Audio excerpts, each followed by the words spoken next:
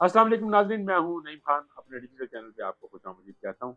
नाज़रीन, आज बहुत सारी डेवलपमेंट्स हुई हैं और तरतीब के साथ उन डेवलपमेंट पर बात करते हैं। सबसे पहले जो बात आज हुई है वो इलेक्शन कमीशन ने इंट्रा पार्टी इलेक्शन के अख्तियारात माँग लिए। ये क्यों माँगे?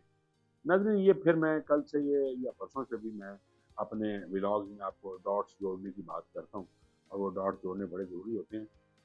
वो ये है कि इंट्रा पार्टी इलेक्शन में कहा कि जी आज तक इंट्रा पार्टी इलेक्शंस फेयर नहीं होते, पार्टी के अंदर से ही आवाज़ें आनी शुरू हो जाती हैं या वक़्त पे इंट्रा पार्टी इलेक्शंस नहीं होते, कोर्ट को उसमें इंटरफियर करना पड़ता है, तो फिर जाकर कहीं उसके जवाब दिए जाते हैं। इस तरह बहुत लेट हो जाती है और इलेक्शंस जो नेशनल इलेक्शंस हैं वो फिर सामने आ जाती हैं, इनका वक़्त आ जाता है।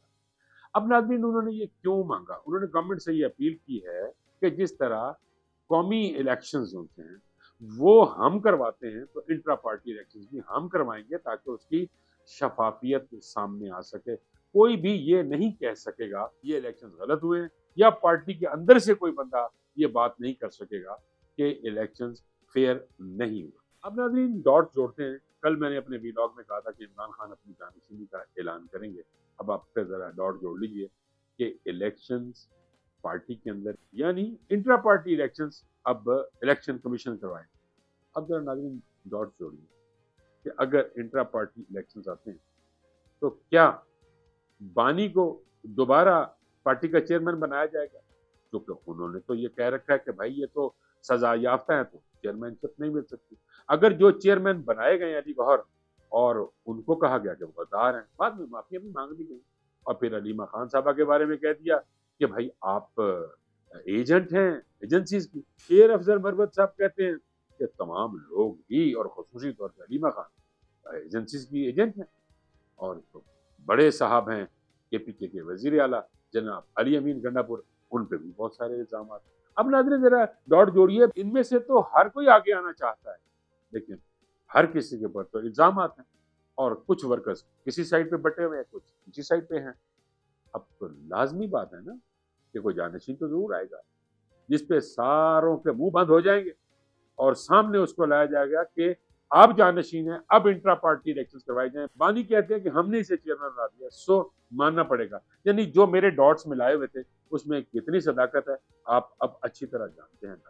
अब बढ़ते हैं अपनी अगली खबर की तरफ कि आज फिर अडियाला जेल में मुलाकात का दिन मुकर्रर था और फिर आज अलीमा खान को और बहनों को नहीं मिलने दिया। इस शिविर में मेरा जो अर्ज ये है कि खुद ब खुद आप खुद हीरो बनाते हैं। यानी आप अगर खुद हीरो नहीं हैं तो किसी को भी खुद बना रहे होते हैं कि यार अच्छी से बने, कोई तो नहीं बना। यानी आप अगर मुलाकात करवा देते हैं, शेड्यूल भी कर देते हैं, कहा भी होता है कि आपने आना है और आप मुलाकात नहीं करते और फिर क्या होता है कि सोशल मीडिया के सामने सारी बातें की जाती हैं, क्रॉस टॉक होती हैं, आपके खिलाफ बातें होती हैं।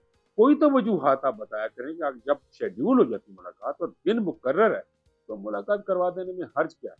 लेकिन अगर कोई हर्ज आप महसूस करते हैं वो तो आप बेहतर समझते हैं, लेकिन किसी को हीरो बनाना अब आपका ही काम है, आप खुद ही हीरो बनाते हैं। अलीमा खान साहबा ने ये भी कहा कि हमारा सामान गाड़ी के अंदर पड़ा हुआ है, हम जेल जाने के लिए तैयार हैं और हमें जितनी जल्दी हो सकता है जेल में भेज दें। ये किसी को वाकई लीडर बनाने वाली बात है नहीं कि अगर किसी को मौका देते हैं कि वो वाकई लीडर है, और अगर वो लीडर हैं, वाकई बानी की बहन है और वो लीडर ही है, लेकिन आप उन्हें मजीद मौका दे रहे हैं कि आप वाकई ही लीडर हैं। तो भाई अगर आप मानते ही हैं कि आप लीडर हैं तो लीडर मान लीजिए। अब नाज़रीन एक और खबर आपके सामने गोशगुजार करता हूँ कि अवामी एक्शन कमेटी आज़ाद कश्मीर ने क्या कहा। तमाम मामलात जो थे चार्टर ऑफ डिमांड में वो तकरीबन मान लिए गए। आज जब सवाल किया गया अवामी एक्शन कमेटी के जो रुकन हैं या सरबराह हैं उनसे, तो उनसे जो बातें की गई, उनका कहना था कि ये हमारा अंदरूनी मामला है, किसी दूसरे मुल्क को मुदाखलत की इजाज़त नहीं देंगे। हम बेहतर जानते हैं कि अपने हकूक कैसे लेने हैं, किसी को मौका नहीं मिलेगा कि वो रियासत में अफरा तफरी पैदा करे। तमाम मुतालबात मान लिए गए हैं, ये कहना था अवामी एक्शन कमेटी का। और उन्होंने मजीद कहा कि हम वजीर आजम पाकिस्तान और फील्ड मार्शल के शुक्रगुजार हैं कि उन्होंने हमें इज्जत दी, लेकिन तमाशा बनाने वाले एक बार फिर नाकाम हैं।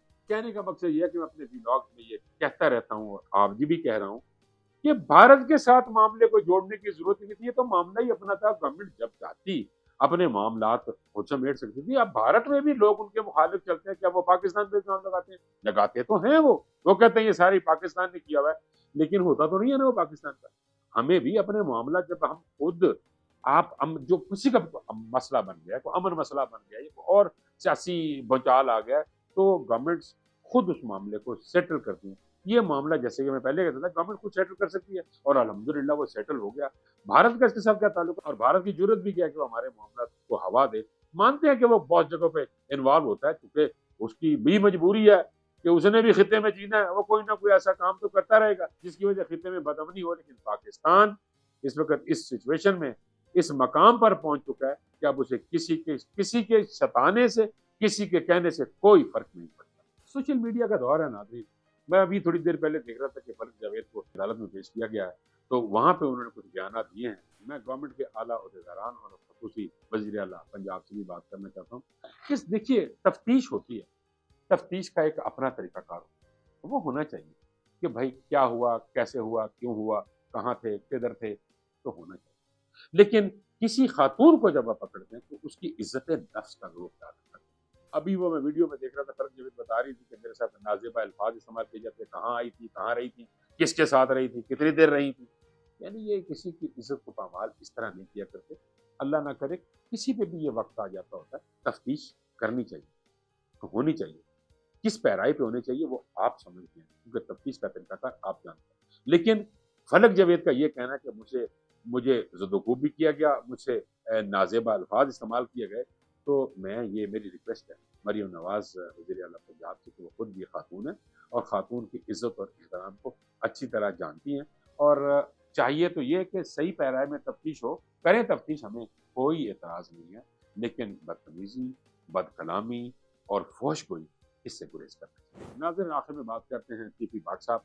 टीपी भाट साहब को गिरफ्तार कर लिया गया। दुबई पुलिस के ताउन के साथ पंजाब पुलिस ने गिरफ्तार किया है और अब उनको पाकिस्तान लाने की तैयारियां मुकम्मल की जा चुकी हैं। नाज़रीन, सूरत हाल कुछ यूँ थी कि टीपी भट्ट दुबई में एक दावत में मौजूद थे। वहाँ पे डीएसपी पंजाब पुलिस खालिद भैया साहब भी मौजूद थे और वहाँ उन्हें गिरफ्तार किया। अब वो दुबई में टीपी भट्ट साहब क्यों आए? उनके चूंकि वीजे की मियाद खत्म हो रही थी, वो वीजे को एनहांस करने के लिए टीवी भट्ट साहब वहां आए और उन्हें खालिद भैया डीएसपी ने गिरफ्तार किया with the help of the Dubai police. अब रेड वारंट के जरिए उन्हें वापस लाया जा रहा है पाकिस्तान। सूरत हाल कुछ यूं है, जैसा कि आप जानते हैं कि टीपू ट्रका वाले के बेटे अमीर बालाज को एक शादी के फंक्शन में कत्ल कर दिया गया था और उस कत्ल का इल्जाम टीपी भट्ट साहब के ऊपर था। ख्वाजा तारीफ गुलशन उर्फ टीपी भट्ट। अब उनको गिरफ्तार करके लाया जाएगा और उनसे ये पूछा जाएगा कि आप इन्वॉल्व थे या नहीं, और अगर नहीं थे तो इतनी रूपोशी क्यों अख्तियार कर रहे? क्या आपको भी डर है कोई किसी चीज का, या तफ्तीश अच्छी नहीं होगी, या लोग उनके साथ बुरा सलूक करेंगे? ये तमाम बातें जब वो पाकिस्तान पहुंचेंगे तो अदालत से जब उनसे रिमांड लिया जाएगा और उनके रिमांड पे ये बातें सामने आएगी कि आया वो इन्वॉल्व थे या नहीं। नाजरीन, अब तक के लिए इतना ही। उम्मीद है आपको आज का वीडियो पसंद आया होगा। आपसे फिर वही रिक्वेस्ट, हमारे चैनल को सब्सक्राइब कीजिएगा और अगर वीडियो अच्छी लगी हो तो लाइक और शेयर जरूर कीजिएगा। मुझे इजाजत दीजिए। अल्लाह।